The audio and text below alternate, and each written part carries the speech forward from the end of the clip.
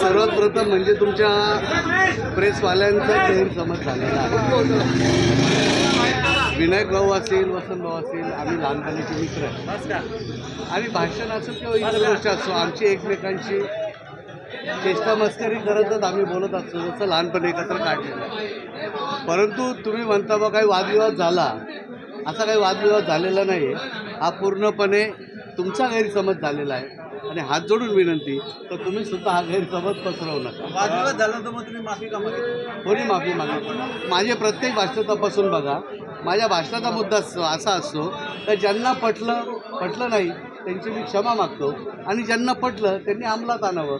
असं लहानपणापासूनची जर भाषण तपासली माझे त्याच्यात असा एमडी ड्रग्सचा मुद्दा आपण उपस्थित केलेला होता। नाही, अनेक मुद्दे त्याच्यात होते। तर आजची बैठकच मुळात नाशिकचे खालवलेली शांतता आणि सुव्यवस्था या पद्धतीने त्या मुद्द्यांवर झालेली आहे। त्याच्यामुळे तो विषय एकंदर आम्ही समजले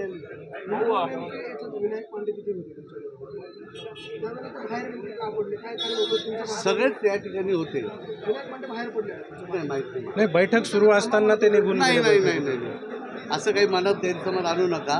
आणि तुम्हाला हात जोडून सांगतो, इतक्या सोन्यासारख्या क्षणामध्ये तुम्ही गैरसमज पसरवू नका, हात जोडून विनंती करतो।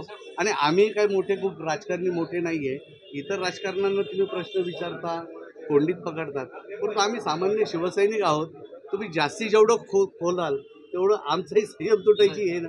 तरी हात जोडून विनंती का याच्या तुम्ही गैरसमज पसरवू नका आणि महाराष्ट्राला दिशाभूल करू नका, एवढीच विनंती। जय हिंद, जय महाराष्ट्र।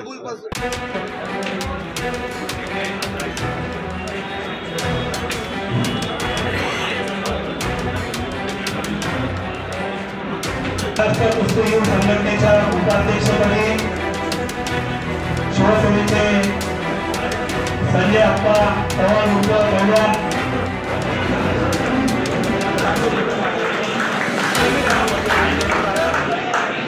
आज महाराष्ट्र नवनिर्माण सेना आणि शिवसेना आमच्या दोन्ही पक्षांची आज नाशिक व शहर जिल्ह्यातील सर्व प्रमुख नेते पदाधिकारी आज या ठिकाणी जमले होते। आमचा मूळ विषय नाशिक शहर आणि जिल्ह्यातल्या ज्या विविध समस्या आहेत, ज्या भेडसावत आहेत, ज्याच्यातून जनतेवर अन्याय होतोय, जनतेला न्याय मिळत नाही, त्यासाठी आमची मिटिंग होती। प्रामुख्यानं महापालिके असेल, कायदा सुव्यवस्था असेल, शेतकऱ्यांचे प्रश्न असतील, या सगळे विषय घेऊन आम्ही आज या ठिकाणी ही मिटिंग आयोजित केली। यापुढील आमची जी आम्ही मोर्चा काढणार आहोत, या सगळ्या अनेक विषयांच्या बाबत, कायदा सुव्यवस्थेबाबत, शेतकऱ्यांच्या प्रश्नाबाबत, या सगळ्या विषयांबाबत आम्ही मोर्चा काढणार आहोत। आम्ही आता विभाग वाईज मनसे आणि शिवसेना विभाग वाईज एकत्रित मिटिंगा होतील, तालुक्या वाईज एकत्र मिटिंगा होतील आणि आमच्या संपूर्ण जिल्हा फिरून झाल्यावर आम्ही त्यामध्ये मोर्चाची तारीख ठरवू आणि मोठा मोर्चा या नाशिक शहरामध्ये जिल्ह्याचा काढणार आहोत। आणि त्यामध्ये जे महत्त्वाचे प्रश्न आहेत ते सगळे घेऊन आम्ही सरकारला जाब विचारणार आहोत की या महाराष्ट्रामध्ये, या नाशिकमध्ये चाललंय काय, त्यासाठी आज आमची मिटिंग आयोजित केली।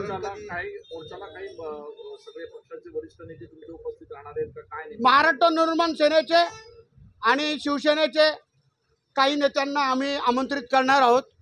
निश्चितपणे ते येतील आणि हा मोर्चा यशस्वी होईल आणि जनतेला न्याय देण्यासाठी आम्ही हा मोर्चा साधारण आता आमचा म्हणजे आम्हाला 15 दिवस तर या मिटिंगांना लागतील।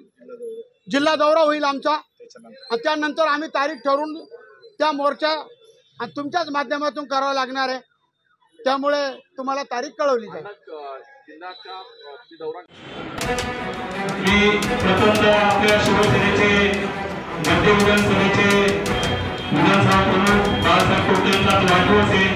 मी अधिकाऱ्यांना विनंती करतो की आपण त्यांचा सत्कार आनंदाचा दिवस की दोन्ही भाऊ एकत्र आले आणि त्याच्यानंतर आजची ही मोठी मीटिंग आज आपल्या महाराष्ट्र निर्माण सेनेचे प्रदेश पदाधिकारी दिनकरांना पाटील, शिवसेनेचे जिल्हा प्रमुख दिलीपराव सूर्यवंशी, मनसेचे जिल्हा प्रमुख अंकुरभाऊ पवार, सुधाभाऊ कोंडे. शिवसेनेचा मुळात जन्म राजकारणासाठी झालेलाच नाही.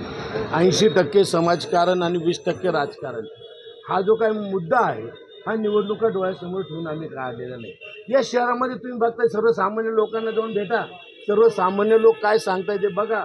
आम्ही प्रभागाच्या माध्यमातून लोकांपर्यंत गेलो, लोकांनी काय अडचणी त्या ठिकाणी आम्हाला सांगितल्या शहरामधल्या, त्या अडचणीमधलं खड्डामुक्त शहर आपण ते आंदोलन आपण बघितलं असेल की हे निवडणुका ठेवून अजिबात करत नाही. जेव्हा निवडणुका लागतील तेव्हा आम्ही लढणारच आहोत.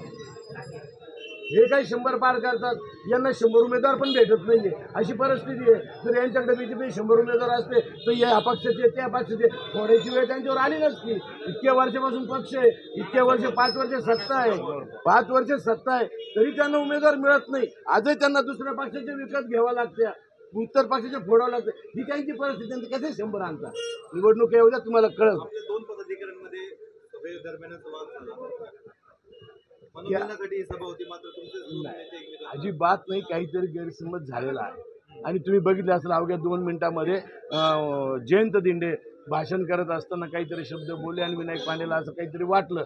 काय नंतर आजही दोघांना आम्ही विचारलं, असं मला नाही जाणवत की असं काही वाद झाला वगैरे वगैरे, असं काही नाही. दोघंही निष्ठावान शिवसैनिक आहे, असा कुठलाही वाद झाला नाही तर मिटिंग संपली असती ना, त्यानंतर मिटिंग चालूच होती. असं काही झालेलं नाही, किरकोळ झालेलं आहे. त्याला एक जण थांबलं, एक जण येतो म्हणून निवडून. काय बोलले की विनायक पांडेंना काढता पाय घ्यावा लागला मीटिंग मध्ये? काय बोललो मी? काहीच नाही झालं. तुम्ही त्या ठिकाणी होतात. हा सगळा प्रकार तुमच्या समोरच झालेला आहे. आणि तुम्ही विचार काय झालं, तुम्हाला काय वाटतं काय झालं? प्रचारामध्ये काही चुकीचे मुद्दे उपस्थित करण्यात, एमडी ड्रग्सचा वगैरे मुद्दा करायला नको असं दिंडेंचं मत होतं. असं कोणाचाही मुद्दा असं कोणीच नाही. आम्ही घेताना आमच्याकडे लेखी आहे. हाच मुद्दा खऱ्या अर्थानं आम्हाला घ्यायचा आहे. हाच महत्त्वाचा मुद्दा आहे, ट्रॅप मुद्दा आहे. याच्यामधले लोक कोण आहे ते बाहेर आलं पाहिजे. ते लोक बाहेर काय येत नाही, याच्यासाठीच ही बैठक होती. नाही, मागच्या एमडीचा मुद्दा घेतल्यानंतर विनायक पांडेंना एवढा राग काढला का ते काढता पाहिजे? अजिबात नाही. खोटी माहिती तुमच्याकडे, असं काही झालेलं नाही. कुठल्या कारणामुळे गैरसमज झाला? नाही नाही, याचा गैर हा भाषणात काय बोलला ना ते म्हणजे आम्ही काय ऐकलं, तुम्ही तिथं सगळेजण होता, आम्ही तुम्हाला ऐकलंच नाही खरंच ते. ऐकलं नाही. तुम्हाला असं वाटतं आणि 1 मिनिटात तो प्रकार झाला आणि तो निघून गेला ना, हा थांबला. काहीच गैरसमज नाहीये. झाला, दूर तुम्हाला झाला. उद्याच्या परवाच्या मिटिंगला परत ते रजिस्ट्री हो बरोबर. हो. तुम्ही रेकॉर्डिंग पाठवा आम्हाला काय बोलले. वरिष्ठ पातळीवरून अजून दोन्ही पक्षांच्या युती संदर्भात अधिकृत घोषणा झालेली नाही. आज दोन्ही पक्षांचे तुम्ही सगळे पदाधिकारी इथे होता, नाशिकमध्ये युती झाली असं म्हणायचं. मी तुम्हाला सुरुवातीला सांगितलं की हा आम्ही एकत्र का आलो, की या शहरामध्ये जी काही अवस्था आहे ही अवस्था, कारण 2 पक्ष 2 सेना एकत्र यायल्यावर काय चमत्कार होतो हे मुंबईमध्ये आपण बघितलं. जी हिंदी सक्ती जी केली तो ठराव त्यांना मागं घ्यावा लागला आणि म्हणून शहराच्या दृष्टिकोनातून आम्ही एकत्र आलो. निवडणुका हा अजिंठा आमचा नाही. निवडणुकीमध्ये युती होईल ना होईल हे आदरणीय उद्धव साहेब, आदरणीय राजसाहेब हे त्यांची भूमिका घेतील, हा त्यानंतरचा पार्ट आहे. परंतु आज शहरासाठी आम्ही दोघं एकत्र आलेलो आहे.